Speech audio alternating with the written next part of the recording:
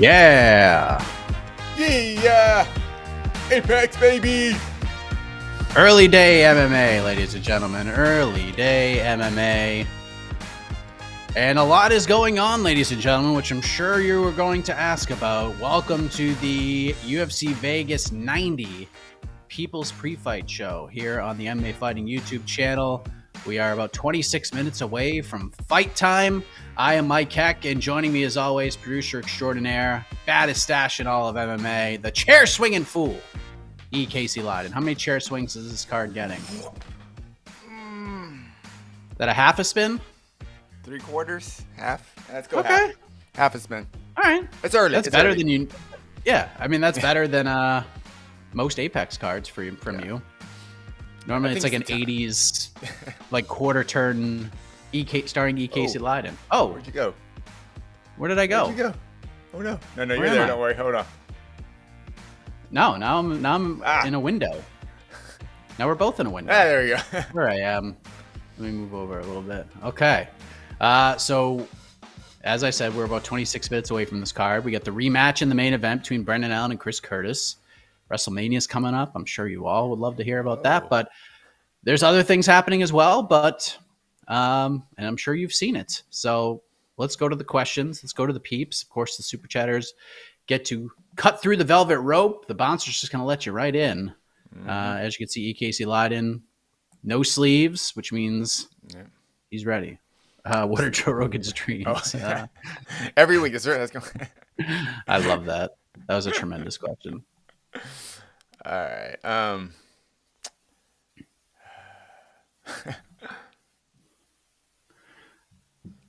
Pre-fight show where we only talk about Jon Jones. Let's go. Oh boy. Well, I mean, we might as well get into it. Catch me up. I saw the news late last night. I threw it in our news feed, and then I haven't really looked at anything yet this morning. So. All right. So a local outlet out in Albuquerque, ABQ Raw, reported that this is what the headline says. UFC star Jon Jones threatens to kill drug tester. APD responds.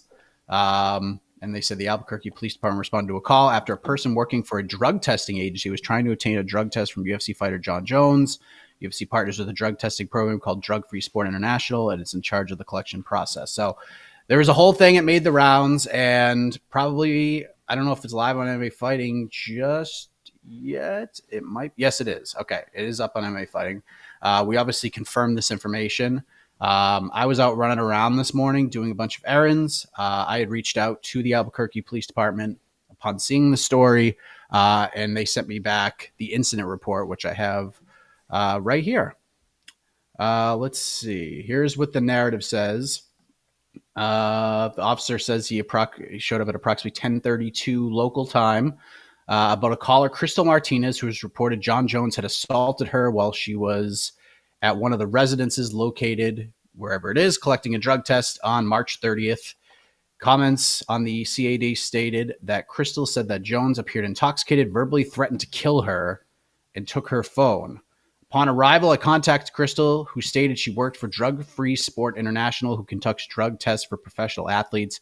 Crystal stated she and a coworker arrived at Jones's residence on March 30th at approximately 1600 hours. An unknown male answered the door and directed them to the garage. Crystal stated there she contacted Jones to inform him they were there to conduct a drug test, showed him her credentials, and he was cooperative at first.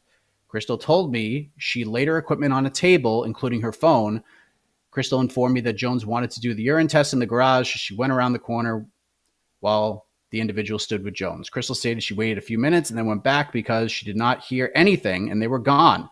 Crystal said that the friend and Jones came through a door and that the friend appeared nervous and said that Jones could not pee. Crystal explained to me she offered to do a blood test instead and stated Jones appeared agitated by him, being tense and puffed up and looked bugged.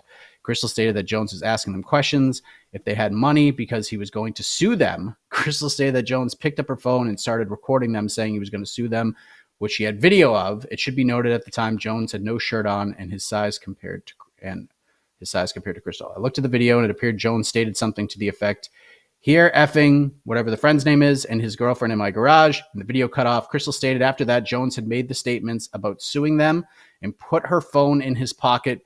Crystal told me she asked for the phone back and he refused and got into her face stating, "Why are you effing people come so early? Do you know what happens to people who come to my house? They end up dead." Crystal said she felt afraid, her heart was pounding, was terrified at that moment, and Jones was less than a foot away. She explained she wanted to terminate the test right then and there, but was afraid Jones might hit her since the UFC fines athletes if the test is not taken. She stated that she tried to signal Jerome, who was the friend, discreetly for help or to see if he thought they should leave. Crystal said she wanted to call for help, but Jones had her phone. She then said she tried to tell his girlfriend who was sitting in the car. I don't know. Crystal, I don't know. That's basically the story. Not good. I mean, of course, these are allegations. We don't know what's true or not, but this is what the incident report says that the accuser is saying about Jon. So as of now, obviously we reached out to the UFC and tried to get some sort of statement. They apparently were just hearing about this for the first time as well, from what we were told. Not a good look, EKC Leydon. Not a good look, but that is direct from the incident report that I received about an hour and a half ago. Yeah, and now Dana and UFC are gonna have to deal with this for UFC 300. I mean, it's going to be a question. It's going to be a topic all next week, and that's not what they want. And yeah, I don't know. Not good. Not good. The rest of the incident report. Let's see if anything pops up. Chris said once they left, she did an internal report for her boss, but also informed him she was going to file a police report, and he told her to hold off until UFC representatives spoke with her. Crystal said she wanted to pursue charges against Jones. A summons will be issued. There you go. Wow. Yeah. So yeah. what was it? What was the last night? The boss said, "Talk to UFC people first." What was it? What did you say? Let's see. What? Crystal stated that Jones. Crystal later said she believed Jones might have been drunk because she smelled an odor of an alcoholic beverage coming from him. Crystal said once they left, she did an internal report for her boss, but also informed him she was going to file a police report, and he told her to hold off until UFC representatives spoke with her. I think, yeah, I don't know if it's Jon saying that or the friend that was saying or that. Is that her boss? Crystal's the tester, right? Yeah, she's the one that's filed the report. Yeah. Yeah, I can't really comment too much. These are accusations, and a police report has been filed. But yeah, just not good. Not good. I don't know what to say. I mean, yeah. I don't want too early to speculate what the UFC is how the UFC is gonna handle this. But yeah, I don't know. Yeah. I feel like we've done this before. Jon Jones news on a big UFC weekend. I know, right? It's crazy. Hey, but look at this. Now Jon Jones will be involved somehow in UFC 100, 200, and 300. Just a little bit. I mean, that's one way of looking at this. But yeah, I mean, this is just what it is right now. Yeah.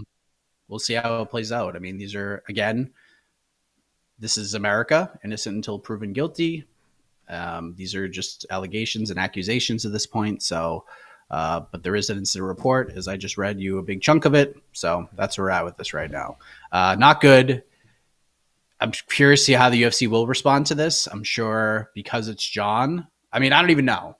Do they just say, well, let's wait and see how this all plays out? I mean, I don't know what you do. This is not good. Yeah.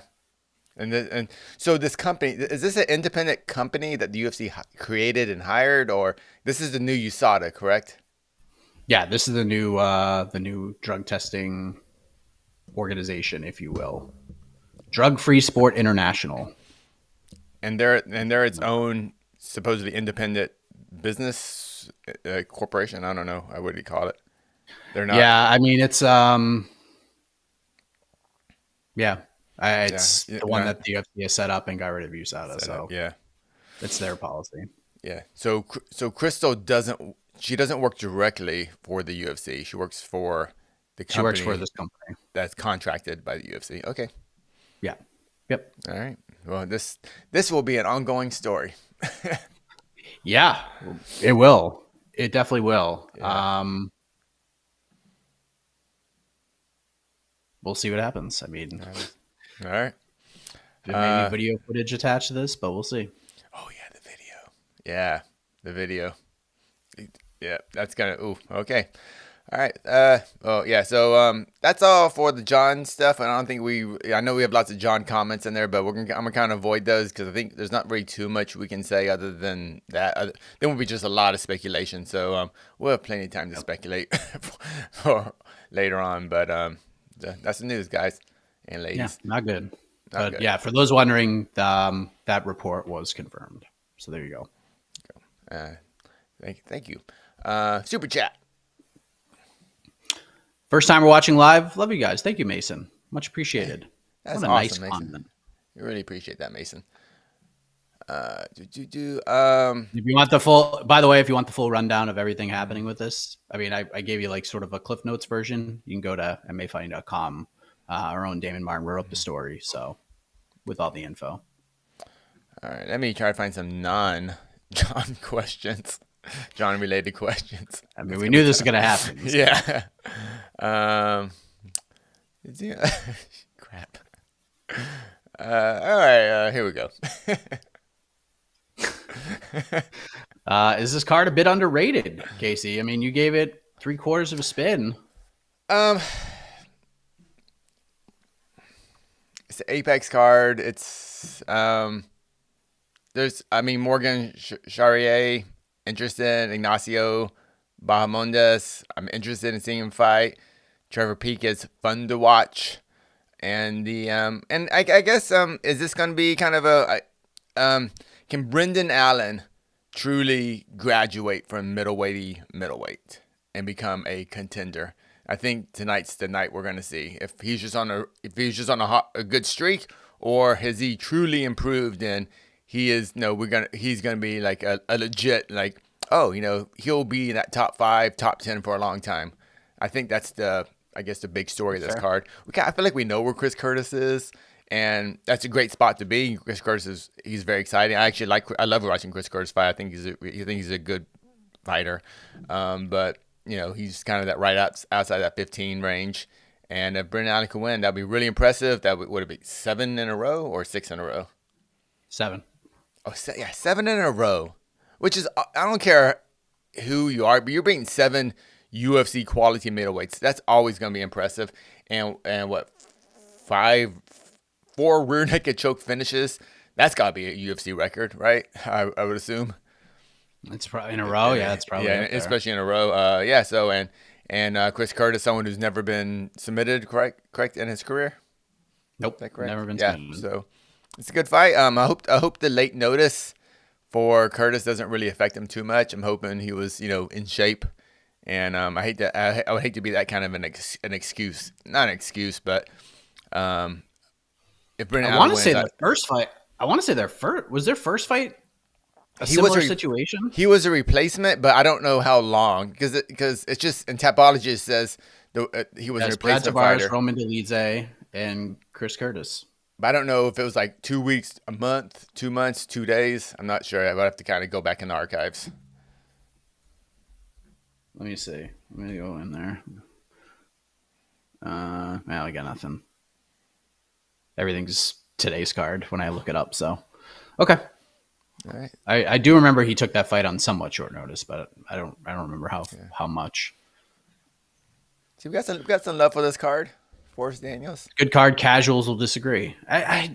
This is fine. Like, this is going to be a fun watch, and it starts at 3 p.m. Eastern, which is even better. It's great. Yeah. This is when all these cards should start. Yeah, all the Apex cards should start at this time. It's perfect. Yeah, I think that's the more important thing. It's like, especially for East Coasters, like you can watch this card and still go out for a nightcap. It's not like Yeah. So yeah, I'm sure East Coasters appreciate it. Super chat. Only a 5-fight main card too, by the way. Alexi, will Roman and Cody watch this card before their main event to get mentally ready for their match? How will the result of Allen Curtis affect that? Well, I mean, you're missing. You're That's how you missing the super chat. Rock. That's how you super chat, Alexi. I mean, what about the Rock and Seth Rollins? They're gonna be wrestling after that card too. Do you think they're Are do you they think gonna they're be gonna cut watching? away to like the Rock sitting on the couch taking a nap, waiting for the main event to end before they walk him out? Like they That would can, be incredible. That would be incredible. Yeah. So I don't know if they'll be watching. I know Rock's a big UFC guy, so maybe he'll be paying attention. It is wild. You say big UFC guy, and I believe that. I mean, but like there, this is WrestleMania. I think what was 70,000 people there, and like 80. sorry, 80,000 people, and then 80 people at Apex. Like, hold on, Hey, guys. but look, no, it might actually be. Hold on, I think there'll be more actually because I don't know if did you see The family members. the new ticket policy? But I thought they can only stay for their actual family members fight. Like they have Correct, to leave. So it's but not like, I think yeah, it's four for each fighter, but they only and stay then for the that rest fight, sort and it then out. they come for the fight and they leave. So it's Yeah, really they only bring eight extra people for each fight, but those 8 people rotate in and out. outside of those who purchase tickets. Purchase tickets, yeah. But this is better. Like I saw a lot of people kind of like taking a dump on this. I actually like this. I think this is the UFC trying to improve it. And plus, like if you're one of those four people who are going to watch your guy or gal fight, like if you're Melissa, if you're the one of the four people or the four people with Melissa Mullins, are you really going to want to stay for the whole card, or you just want to get the hell out of there? That's what I'm thinking. You know what I mean? Like you go in there, you watch the fight. If she wins, you want to go and pound some brewskis and eat some chicken wings and pizza. And if she loses, then you want to like be there to make sure she's okay. You don't want to stay and watch the rest of this card. You'll be like, no, I can't go. Pedro It's so, Falco's making his UFC it's so debut. funny, but the way we talk about this is no different how we look at a regional card, where like sometimes the first or second fight will be packed, but then by the time the main event comes out for a regional card, it's almost empty because the fans, the family members for those previous fights have already left. So like the main event is actually a lot less people than like the first fight of the night. It feels so weird the way it's just funny. This is the UFC, and like we're rotating family members. It's just kind of it's a fix, but everything's still weird. Just get it at the Apex, and the fix is gone. And we don't need a fix. Yeah. You know what I mean? Like But does this rule change? Does this thing my first reaction was like, okay, like I understand why like people are gonna be mad about this, but I actually don't think it's as bad. I don't think it's as bad as people were talking about. And two, this told me that damn it, man, Apex ain't going nowhere. Oh yeah. There's so much profit. I'm assuming from Apex Yeah. events, just so much profit. Just like Power Slap, it doesn't make sense, but clearly they are making lots of money from it. So yeah, Apex. Because people are asking me about my on Heck of a Morning, people are asking me about my rant about Derek Lewis versus Rodrigo Nascimento, and I was all pissed off about it, and I was telling people not to buy tickets for it.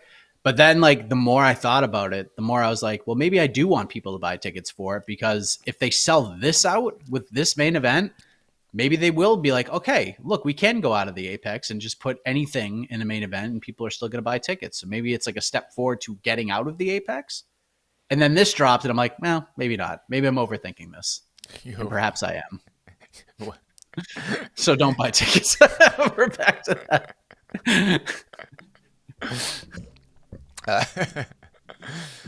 Thank you much, Alexi. Got a super chat from Super Dave Fairtex. By the way, is Cody Rhodes rooting for Brendan Allen? Because then Brendan can finish his story by beating Chris Curtis.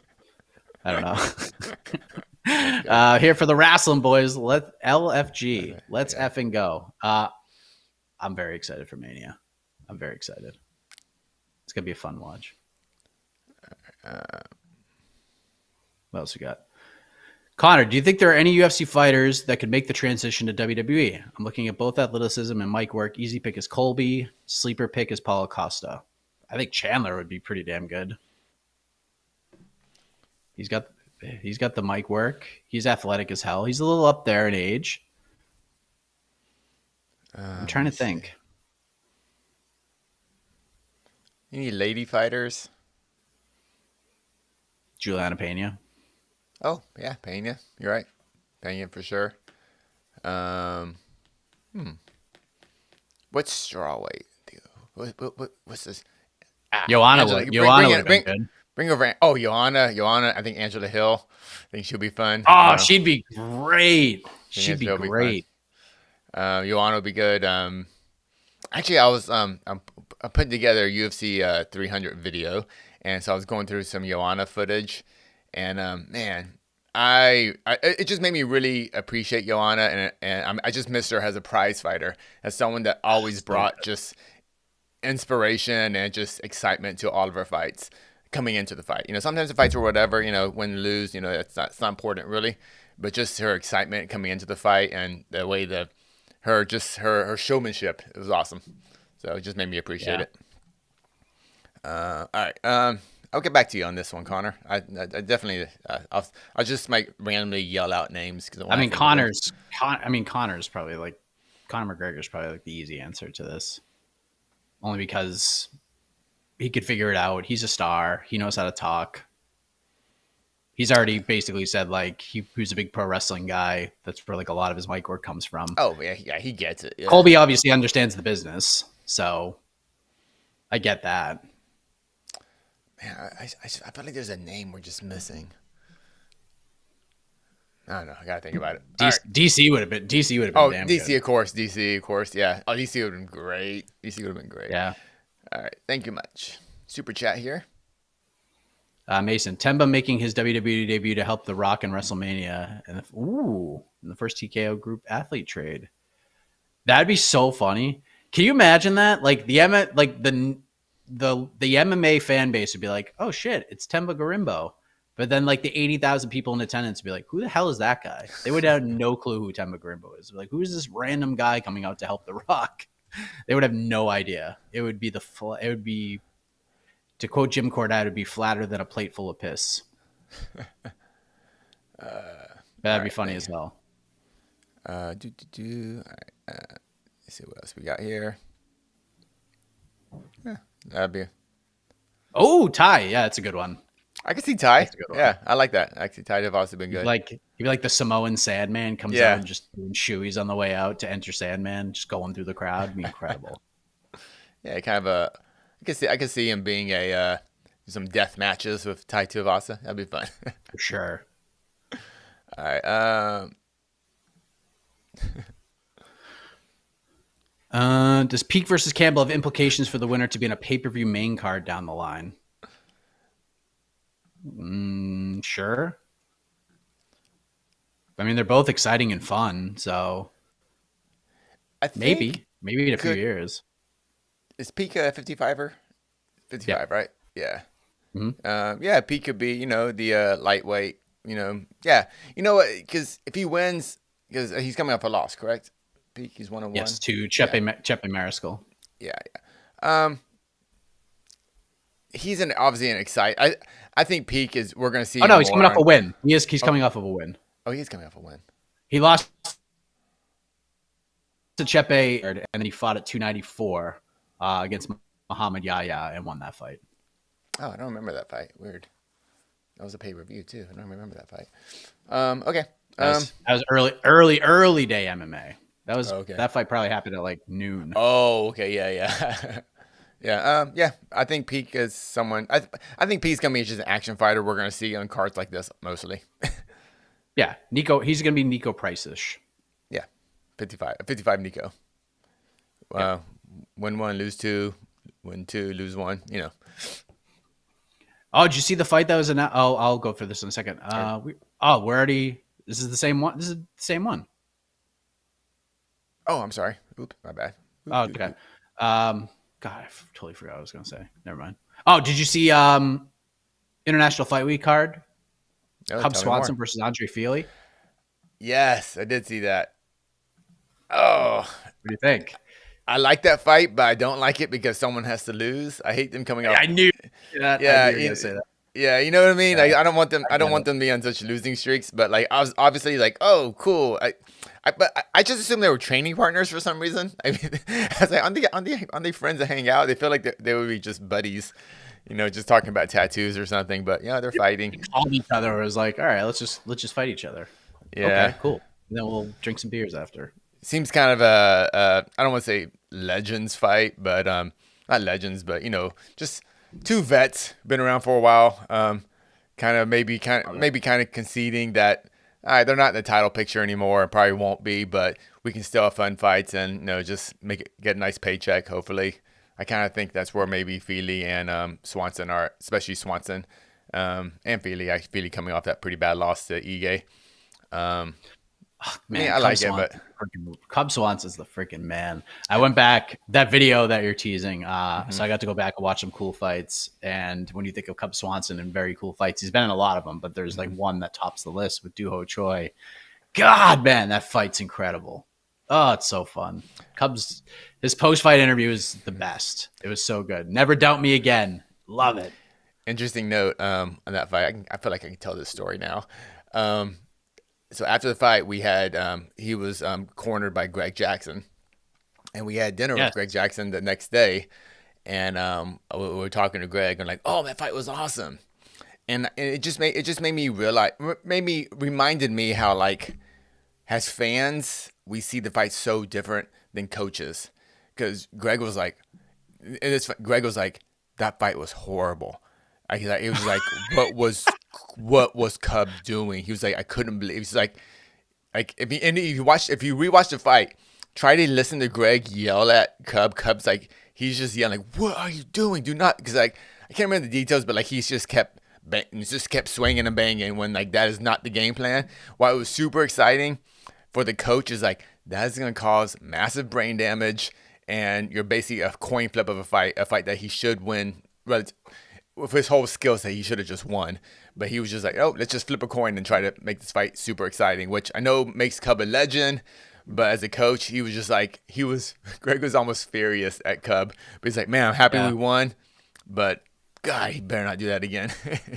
You could tell, like, when he was giving advice in the corner, like he was so frustrated. But You remember it. Yeah. Okay. yeah, he was also saying, but he was also like saying, like, yeah, this is great. Like, Yeah. trying to just pump Cub up. But then Winklejohn, after the first round, was like, guy, Cub, like, he can't fight off his back foot. Just go forward. Watch. And then, like, immediately, in round two, like, he just put Duho on the back foot and he started landing big shots.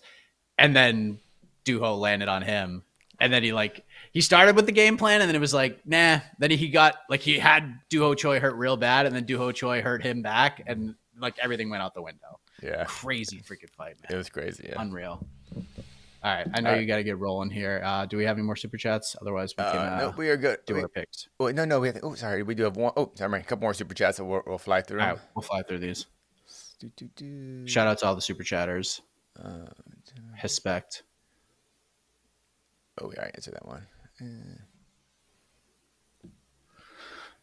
Terrence, will Cynthia get cut? How much of a downfall she had from her UFC start? Who's to blame? Less hungry. This was kind of a stunner to me, because if you follow her on Instagram, she was in like really good shape. She was working really, really hard. So I didn't think she'd miss. I was really surprised by this. So I don't think this bodes well for her. She's not a 115er. I will, from what I was told, I think she is. I honestly, I don't know. I don't know if she just put on too much muscle in the downtime, because she's been like training her ass off. Mm-hmm. The only thing I can really tell you about the situation is I spoke to a member of Pierre Rodriguez's team, and from what I was told, like they're really happy with how the UFC resolved the situation on her end. They wouldn't get into like specifics, but they were happy about it. And it appears that Pierre already has another fight booked coming up next month. They wouldn't get into the finite details of who and which exact card, but she has already got a new opponent and a new date. So, and they're happy with how this all played out. So there you go. Where Cynthia goes, I don't know. Yeah. Not well, good. obviously, if they give her another Probably fight, she has to fight at flyweight, and she just needs to fight lesser competition. Like her losses at flyweight were all to top 10 fighters, top 5 fighters. and top Andrea Lee was top 10 at the time, I think. But regardless, I think she's still. I don't know. I don't know. That sucks for both fighters, and I'm sure Cynthia went through a hell of a training camp, and now to just go home, that's gotta be brutal. That's just gotta be brutal. Uh, by the way, Jon Jones just posted on Instagram Oh, a video. oh boy, Here's what he said. go for it. It's just like the tail end of a video. Uh, quote, I want to address reports about me allegedly threatening a drug tester's life and taking a phone. I want to clarify that there's video showing both drug testers leaving my home after the testing session where we exchanged a high five and a hug. There's Jon sort of walking them out. Although I was frustrated with the unprofessionalism and used profanity out of frustration, it ended friendly and amicably. Let me see if there is a high. There is a high five. Okay. Interesting. It is at the timestamp 3:30:24, 16:32. Although I was frustrated with the unprofessionalism and used profanity out of frustration, it ended friendly and amicably. Nothing threatening at all. I was actually celebrating a friend's birthday party at my home, and I believe it's perfectly normal to celebrate in the comfort of my own home. I must say this particular tester behaved quite unprofessionally and even breached standard protocol along with HIPAA laws.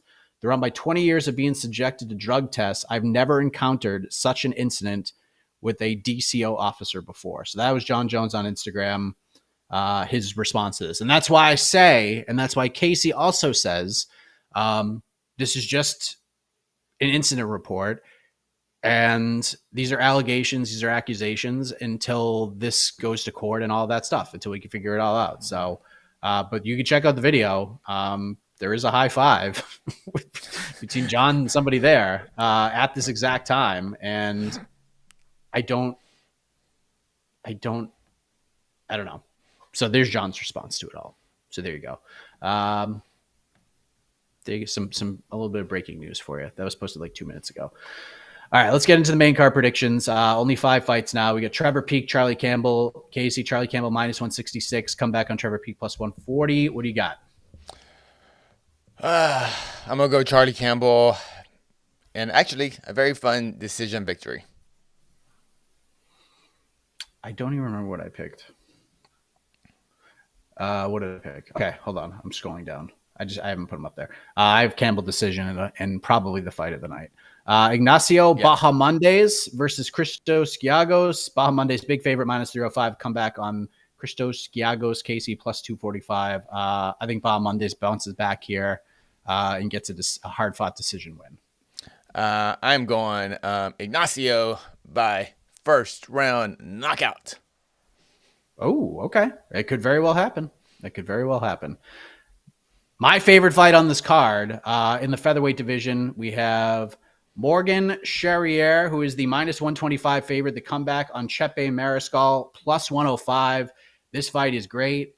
When I make our staff picks, and I've talked about this before, I have to try. I felt like every single person on the team is going to pick Morgan to win, and I don't blame any of you for doing that. But I have to take a shot somewhere to try to separate myself from the pack. And I've been very impressed with Chepe Mariscal. I know AK is going to hate that I say this, but he has that dog in him. He went up on like less than a week's notice, up a weight class, and went hammer and tongs with Trevor Peek and won. So I'm going to take a dog shot on Chepe Mariscal by decision and just an absolute banger. Yeah. I'm going the Pirate second round knockout. Ooh, I'll tell you what, man. If he goes out and knocks out Chepe Mariscal today, I will be thoroughly impressed. I'm putting the rockets to this dude. Co-main event: Alexander Hernandez misses weight by a pound and a half on his second attempt. Pound and a half, second attempt. Okay. Yeah, he did come back 147 and a half. 20% of his purse goes to Damon Jackson. Hernandez, pretty big favorite. The line has closed a little bit since the weight miss, minus 192. Damon Jackson, who did make weight but looked pretty awful up there, plus 160. Casey, who gets this done? Damon Jackson looked awful, even if his new hair. He looked pretty rough. Oh, bummer. All right. I'm gonna go actually Hernandez in a forgettable decision victory. I don't.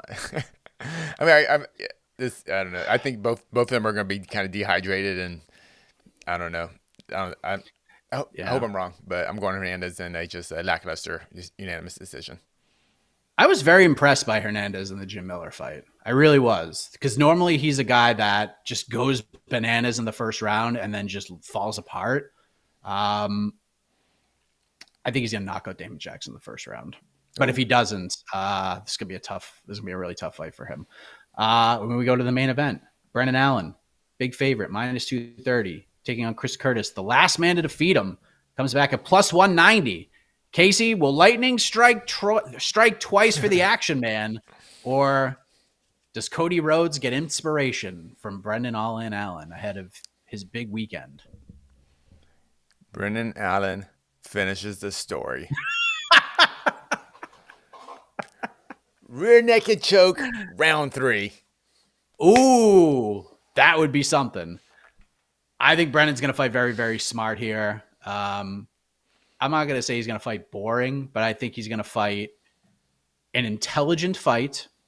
I think he's going to use his size advantage, his strength advantage in this fight. I think there's going to be a lot of pushing up against the fence, a lot of clinching, a lot of just making sure Chris isn't out in space, being able to throw a bunch of strikes. Perhaps Chris wears down, but he's got a really good gas tank. I think it's going to be interesting if this gets to 4-5, but my pick will be Brendan Allen by a smart Greg Jackson thumbs up decision for Brendan Allen. One that Greg would appreciate, I think. Hit the music. I know you got to go. You guys rule. Thank you very much. We will be back after the event. We'll talk all about it. And it's going to be what? Like 8:30 p.m. Eastern time? It's just the best. It's just the best. So thank you all very much. Hope you enjoyed it. Enjoy the fights, everybody. For Casey, I'm Mike Heck. See you later on.